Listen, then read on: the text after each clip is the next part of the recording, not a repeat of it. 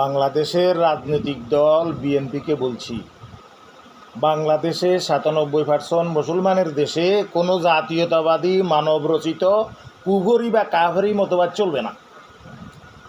৮০%, ৯৭% মুসলমানের দেশে ইসলামের পক্ষের সংবিধান, কোরআনী শাসন, শরিয়ার বিধান প্রতিষ্ঠার মতো সাংবিধানিক পদ্ধতিতে দেশ চালানোর উপযোগী রাজনৈতিক দল গঠন করুন।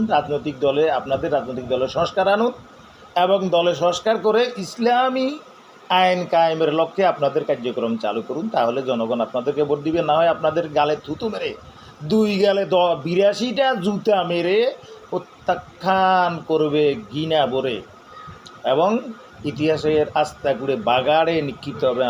আপনারা হবেন নরকের কি জাহান্নামী দল। কারণ ইসলাম ছাড়া অন্য সব কিছু কুফরি মতবাদ। আল ইসলাম হাক্কু ওয়াল কুফরে বাতিল।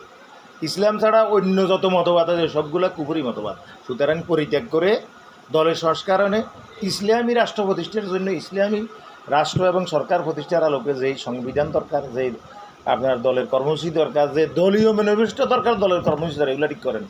আর যারা রাইট আসবো একদম হোমবেরানি লাগবে মাথা চোদারা তো ঘুমারে সুদ দেন।